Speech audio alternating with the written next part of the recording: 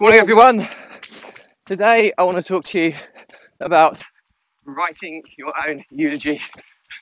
Okay, so it's a Saturday morning, and it's lovely running conditions this morning. It's about 11, 12 degrees. As always, on a Saturday, it's productivity and mindset, which is one of my favourite topics. And yeah, it's a little bit of a morbid title, but hopefully the message will be fairly succinct behind it.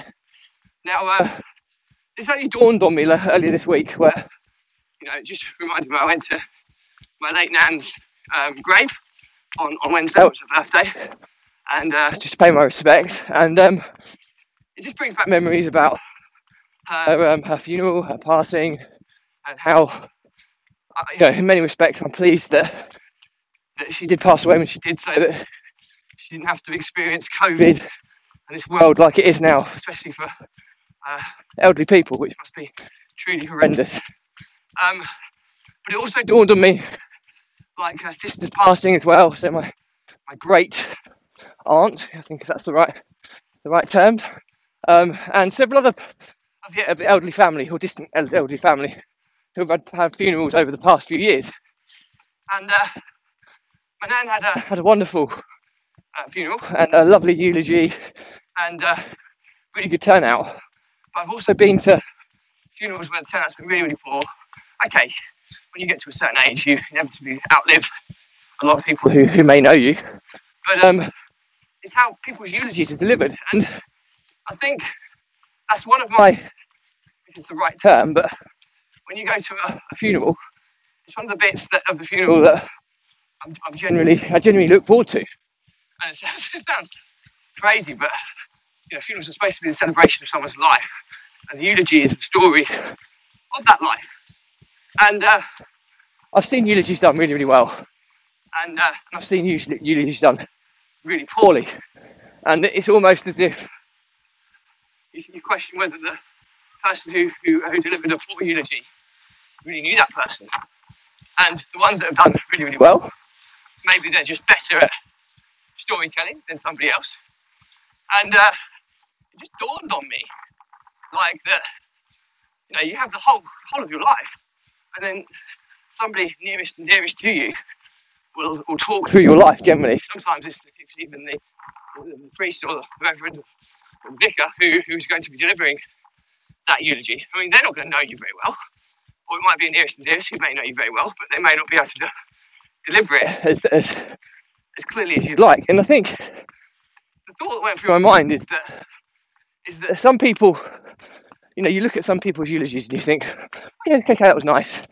And you think, what would they have thought of that eulogy? And it may have been that that's exactly how they wanted to be portrayed for their life. Or it may have been that was exactly what they didn't want to be portrayed for in their life. So that's why I thought of using this as a kind of, a mindset reminder, really, in that in the days that we live now, we have the opportunity to write our own eulogy. I don't mean physically write it ourselves. I mean make key points, key milestones, key achievements in your life so profound that it makes it so easy for whoever's going to be delivering eulogy to write that and be remembered. That's the legacy that you're leaving. And I think so many people forget about that. And it's normally the people that live very comfortable or very sheltered lives, or I don't want to be disrespectful in any way, shape or form, because that might be exactly what makes that person happy. And if that's the case, that's amazing. But it's normally people that have lived relatively normal and comfortable lives that are the most difficult to write a eulogy for, because there's nothing that they can kind of base it around, stand out to other than the family that they've built, which is obviously huge. But so my thought process along this was, understand now that you're writing your own eulogy in everything you do, and think about, envisage in the future. I don't want to be morbid about it, but just think about when your life is being celebrated in your eulogy. Give that person the tools that they need to be able to explain your life as you would like it explained. And I think that's a really, really key point. And what I mean by that is, obviously, something that's super passionate for me is raising money for children's charities. I think that's something I can genuinely say, if I keep doing this to the day I die, I would have made a considerable difference to so many children's lives out there. And that's what motivates me. The ones that haven't been blessed or been fortunate enough with the life they were born into, that I can make a difference to those. And that's huge. So obviously, if I do that to the levels I want to do it to, whoever's going to be delivering my eulogy will be able to have me known, as a portion of me known for doing that, which is really, really important for me. You know, that's the passion that I have. I've chosen to raise money through running. I've done a lot of running challenges, and I do a running vlog, and I try and help entrepreneurs in different things and different business opportunities I've done. But all of these things I'm doing, I've got big, big ambitions for.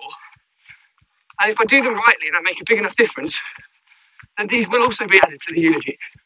And all of a sudden, I could go from being someone relatively normal, living a very comfortable life, to somebody who has raised significant money for children's charities, which is something that I'm truly passionate about and I want to be known for. Sorry, I'm running through mud. So really, really important that. And secondly, I could also be somebody who's known for helping entrepreneurs and helping businesses survive through the running blog, which is really important. Runpreneur. It's about helping entrepreneurs overcome overwhelm, stress, anxiety, using exercise as a mechanism to control, manage and thrive under these pressures, to hopefully ensure that more entrepreneurs are successful, more businesses survive. If I could just save one or two businesses, then that's amazing. It's an amazing achievement from my side. More importantly from the other side, but it's just what I'm set out to achieve. And again, that can be part of my legacy. My running challenges. Okay, I'm an average runner. Absolutely an average runner. But I set myself some crazy, extreme running challenges to try and make myself elite in some category. So, you know, it's just that drive and trying to make myself the best version of me that I can be. Some of it is for personal gain, absolutely, which I think is absolutely fine. But a significant portion of it, this is so muddy, by the way. This is really grim running through this. But anyway, I digress. But a significant portion of it is for legacy. And it's not about me, it's more about I want to leave this world a better place than when I was part of it. And that's ultimately what it's trying to be. So business related stuff, the stuff I'm forming is to pass legacy down to my children, to ensure they've got the best opportunity in life. So that's making their lives better. The fundraising is to make sure that other children I don't know who are less fortunate have an opportunity. That's massive. And my passion for business and entrepreneurship is helping entrepreneurs. Business is again also massive. So if I achieve those things, then there's going to be a bit of a legacy left. Not to the extent of some people, of course, but you know what? It's not about comparing yourself to others. It's about being the best version of who you can be. And I think this is a really, really profound and powerful statement because, I'm going through mud again. Because, you know, I think if then my eulogy becomes something that I'm proud of, rather than something that I wouldn't be. It would be something that makes me happy. And I think that's really, really important. So, and the final one for personal gain is that I'm a fairly average runner, but I've pushed myself to extremes to be the best at certain things. So the world record attempts I'm doing, there might be city world record attempts, but by and by it's a world record. And if I have multiple of those, then my ambition is to be the runner with the most world records. So I'm doing my research on that at the moment, and I will try and find how many that figure is and let you know. And then it's something I've got to break over the next 20, 30 years of my life. So, but I'm fixated on that target. I want to be a major marathon runner, so running with the majors. I want to be a barefoot runner. I want to be a barefoot ultra marathon runner. I'm a barefoot marathon runner at the moment. I'm going to sign up for my first ultra for next year. I'm going to do it barefoot to get my barefoot ultra badge. So these are just things, that little personal challenges that hopefully, although it's so important for me as a challenge, But the other thing that it's super important for is, sorry, I'm just running into some wind now.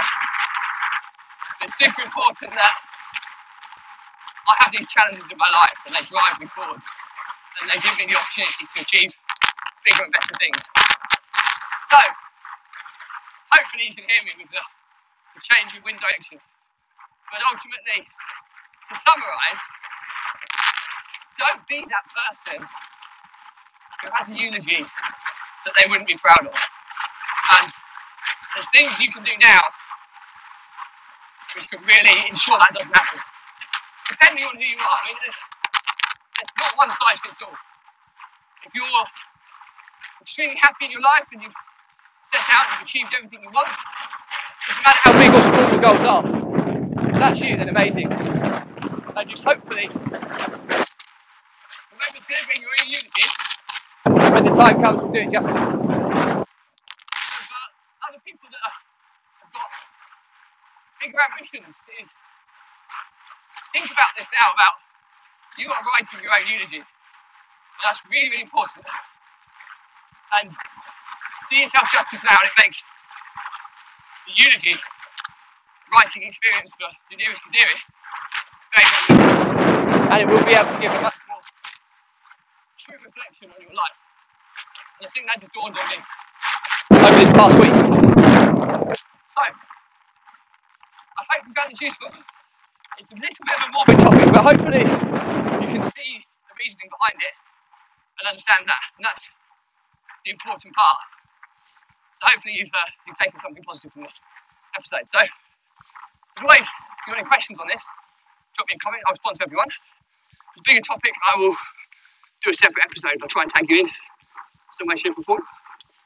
If this is not for you, just unfriend or unfollow me on my social feeds, but do stay subscribed to my YouTube channel, Grumpreneur, which is where all of the new episodes will be published, and also stay involved in my Facebook group Grumpreneur as well, which we're going to turn into a free resource section. There'll be lots of good freebies and stuff that I give away that will hopefully help entrepreneurs and runners out there. So yeah, try and stay involved in those two. And it's not something that's going to clutter up your personal feeds like the other social platforms. So that's it from me as always. Grumpreneur blog was set up to help entrepreneurs overcome overwhelm, stress and anxiety. And it's these three emotions and pressures that so many of us experience. It's completely normal. But what is certainly not normal is how the successful people are the ones how they deal with it and how the unsuccessful ones don't. So don't bottleneck it up, because if you bottleneck it, one of two things will give, and it'll be you, the entrepreneur, or your business. If either one of those things gives or breaks, then it's terminal for the business. And that's a major reason why 1 in 10 businesses actually succeeds. I use exercise as my mechanism to control and manage stress, overwhelm, anxiety, and to thrive under these conditions. And there are other mechanisms you can use, but the key is to understand that you need to have a mechanism to control this. And one of the first things which is important, if you're getting to that stage, stress, anxiety, overwhelm, it's really starting to build up, you have to release it. And quite an easy way of doing that is to speak to somebody. Now, you might have somebody close to you you can do that with. You might feel incredibly isolated, like I have done in the past. And that's again completely normal. You know, I don't talk about a lot of entrepreneurial stuff with my wife because she's got a very different mindset to me and doesn't understand and can empathise in these areas as well as another entrepreneur would be able to do. So my pledge to you is that if you feel lonely, if you haven't got someone to talk to about this stuff, drop me a direct message. I'll make time to speak to you. There's not a sale or anything, it's just purely about helping you overcome this stuff, because I know what it's like if you don't deal with it, and it will end up being terminal for either you or your business. And if this blog can save just one entrepreneur or business owner out there, or save some small business out there, then at 100,000% it's been completely worthwhile. So, on that note, that's it for me today.